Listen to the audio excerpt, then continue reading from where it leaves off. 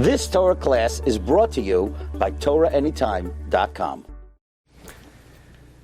Bruchim Aboim. Studying the end of Parshas Noach with Rashi, it occurred to me, I believe it's a Matana min Hashamayim, a electrifying insight into perhaps the backstory and the backdrop of the episode of the Akeida at the end of Parshas Noach.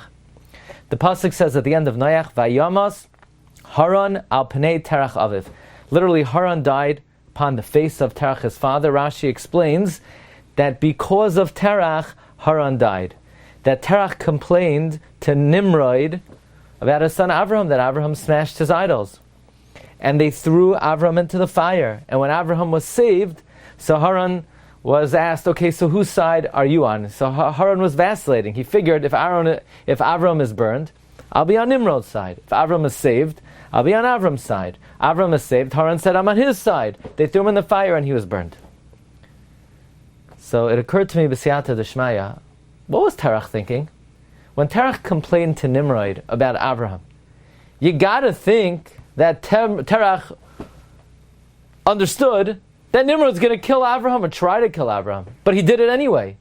Which means Terach was so devoted, was so dedicated to idolatry, that the love he had for his son was not as great as the dedication he had to his God. The love he had for his gods transcended the love he had for his son. Perhaps this is something that Avraham always had to contend with.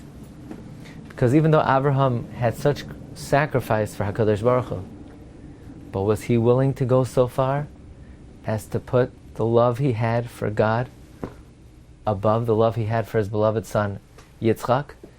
So perhaps the Akeida was necessary, otherwise it would always be a kitrug on Avraham. Terach had his Akeida, he gave over his son Avraham was saved, and Haran actually was killed because of it. Avram, are you willing to do that?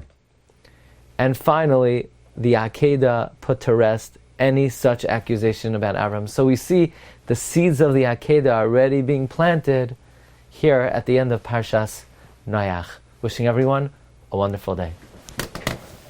You've just experienced another Torah class brought to you by TorahAnytime.com.